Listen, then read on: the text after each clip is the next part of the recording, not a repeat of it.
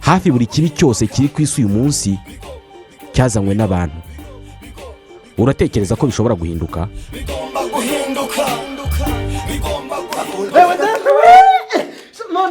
Covid turayitsinze uko bagira bose pe. Imbere yatangiye kugabanuka.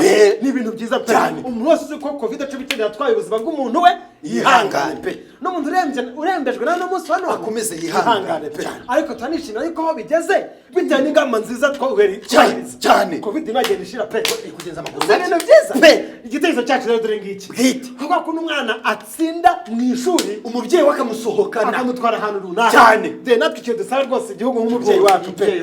Nta kuntu Covid tutamuka tuyitsinze neza dore mudushyira muri lockdown tukabyubahiriza mwapfa kwikingiza tukabyubahiriza kandi dukora turabyubahiriza ni ibintu byiza cyane. Igihugu dukora ariko tuba twirinze n'ubuzima bwacu ni ibintu byiza cyane. Covid nitamuka tuyitsinze rwose mubyumve mubyeyi mwiza rwose igihugu cyatubyaye muzadusohokane gore mutujyane hanze ariko nagatekerezo kacu bwite dore ko byakorwa rero ni ugufata Rwanda irakora sha turazifite kuko nyinshi pe bakajya badufata bakadupakira twese batujyana hanze bagafata amajyaruguru intara y'amajyaruguru kayitwara wenda za Dubai abandi bose amajyepfo akajyana za South Africa bakatujyana za muri Amerika Texas hose kuko mbega mu gihugu cy'u Rwanda hasigara hera nta muturage n'umwe usigayemo tumeze neza igihugu cyose kera nta muntu urimo rwose none bagakoresha tangiza kajugujugu za gisirikare ni ukugenda bateraho umuti wose bagasanitizinga igihugu cyose hakabona operasiyo z'umutekano ariko kugira badusake mu nzu zacu abantu bafite ibintu bitemewe ngurumogi za mugoka bakahasaka cyane bitonze noneho kubiga tuza lisiti imanitse hariya ku kibuga cy'indege